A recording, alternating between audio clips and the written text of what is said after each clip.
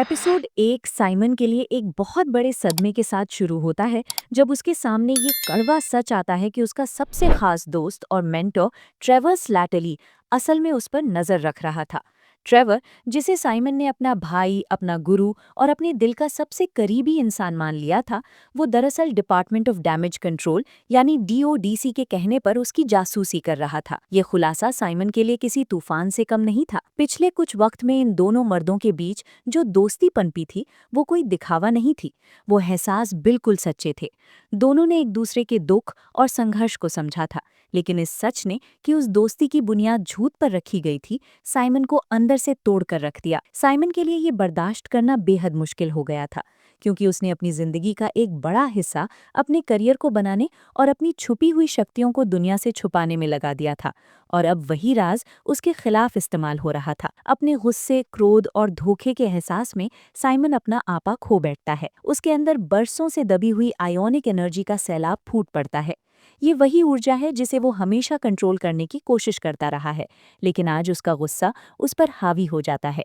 इस गुस्से का परिणाम ये होता है कि वो वंडर मैन का पूरा सेट, जहां वो और ट्रेवर आखिरकार अपनी फिल्म शूट करने वाले थे, पूरी तरह तबाह कर देता है। खुशी की बात बस ये थी कि उस वक्त सेट पर कोई मौजूद नहीं था, इसलिए किसी की जान नहीं गई, लेकिन डिस्ट्रक्शन यानी विनाश पूरा हुआ था। ये सेट सिर्फ लकड़ी और प्लास्टर का ढांचा नहीं था, ये साइमन के सपनों का प्रतीक था। फ्लैशबैक्स में हमने बार बार देखा था कि कैसे साइमन और उसके पिता ओरिजिनल वंडरमैन मूवीज को एंजॉय करते थे, और कैसे साइमन ने अपनी पूरी जिंदगी बस इस एक पल के लिए, इस एक रोल के लिए मेहनत की थी। लेकिन अब अपने ही हाथों, अपनी ही शक्तियों से उसने उस सपने को चकनाचूर कर दिया था। जब गुस्सा ठंडा होता है और होश आता है, तब साइमन को एहसास होता है कि उसने क्या कर दिया है। ट्रेवर को भी जब इस घटना की खबर मिलती है, तो वो समझ जाता है कि अब हालात कितने नाजुक हो गए हैं। इस तबाही ने साइमन को डीओडीसी की नज़रों में एक पोटेंशियल खतरा बना दिया था। डीओडीसी के पास अब पूरा बहाना था, पूरा जस्टिफिकेशन था कि वो साइमन को हिरासत में ले लें, उसे कैद कर लें और उसका करियर, जो अभी शुरू भी नहीं हुआ था, उसे हमेशा के लिए खत्म कर दें। साइमन की सारी मेहनत, उसका सारा संघर्ष मिट्टी में मिलने वाला था। ट्रेवर, जो भले ही जासूसी कर रहा था, लेकिन दिल से साइमन का दोस्त बन चुका था, वो ये सब होते हुए नहीं देख सकता था।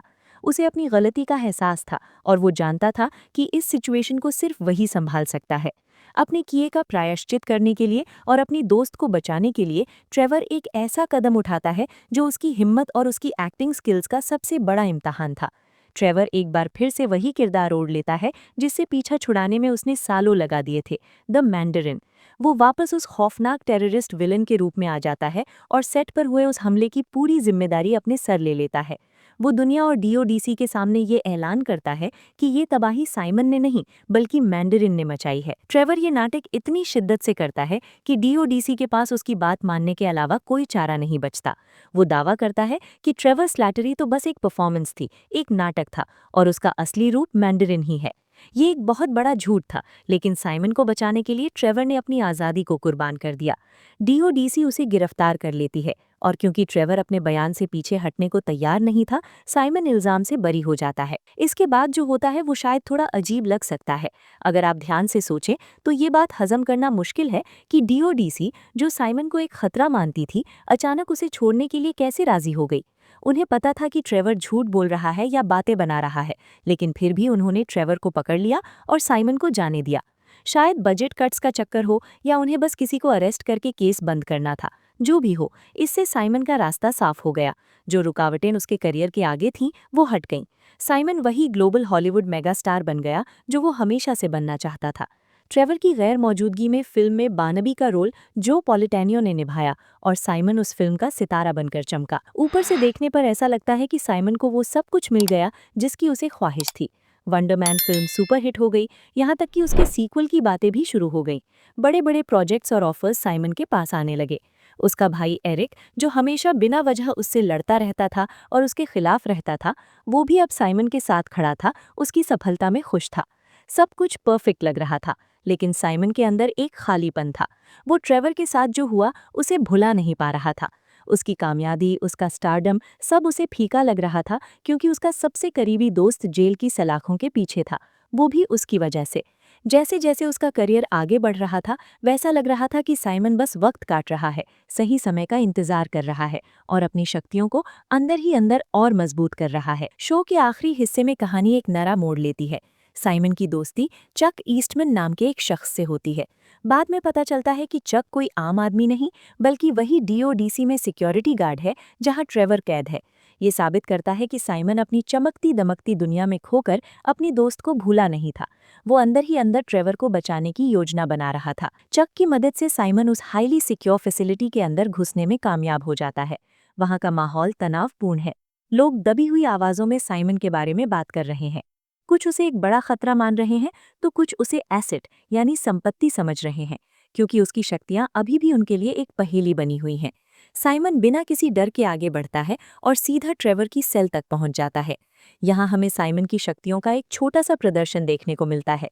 वो बिना किसी मुश्किल के जेल की सलाखों को हटा देता है, जैसे वो किसी कागज की बनी हो। ट्रेवर अपनी दोस्त को वहां देखकर हैरान और खुश होता है। बिना वक्त गंवाए साइमन अपनी उड़ने की शक्ति का इस्तेमाल करके ट्रेवर को लेकर सीधा छत तोड़ते हुए आसमान में उड़ जाता है। ये दृश्य देखने में जितना अद्भुत था, उतना ही कंफ्यूजन पैदा करने वाला भी। बस एक पल में साइमन और ट्रेवर अब भगौड़े बन चुके थे। अब सवाल ये उठता है कि दुनिया का सबसे बड़ा मूवी स्टार और एक टेररिस्ट आखिर छिपेंगे कहाँ? क्या साइमन अब अवेंजर्स के लिए ऑडिशन देगा या किसी और सुपर हीरो टीम का हिस्सा बनेगा? लेकिन ये कहना मुश्किल है, क्योंकि हमें अभी तक ये भी ठीक से नहीं पता कि उसकी शक्तियां आखिर हैं क्या और वो इस सुपर हीरो दुनिया में कहाँ फिट बैठता है। साइमन और ट्रेवर का हवा में उड़ जाना एक नई शुरुआत का संकेत था, लेकिन उनकी मंजिल क्या होगी ये किसी को नहीं पता। और जैसा कि शुरू में कहा गया था, इस एपिसोड के क्रेडिट रोल होने के बाद कोई सीन नहीं है। लोग आदत से मजबूर होकर मिड क्रेडिट्स या पोस्ट क्रेडिट सीन ढूंढते रह गए, लेकिन वहां कुछ नहीं था। ना कोई कैमियो, ना कोई टीजर, ना अगली फिल्म का लिंक। मेकर्स ने जानबूझकर इसे यहाँ खत्म किया ताकि दर्शक इस एम्बिग्यूअस एंडिंग, इस अधूरेपन को महसूस करें। ये शो बस एक और सुपर हीरो कहानी नहीं बनना चाहता था, इसलिए इसने वो सब कुछ किया जो मार्वल की आम फिल्मों में नहीं होता। साइमन और ट्रेवर की कहानी एक ऐसे मोड़ पर छोड़ी गई जहां से हजारों रास्ते निकलते हैं और दर्शकों को उन रास्तों की कल्पना करने के लिए अकेला छोड़ दिया गया। वीडियो पसंद आई तो लाइक और चैनल को सब्सक्राइब जरूर करें।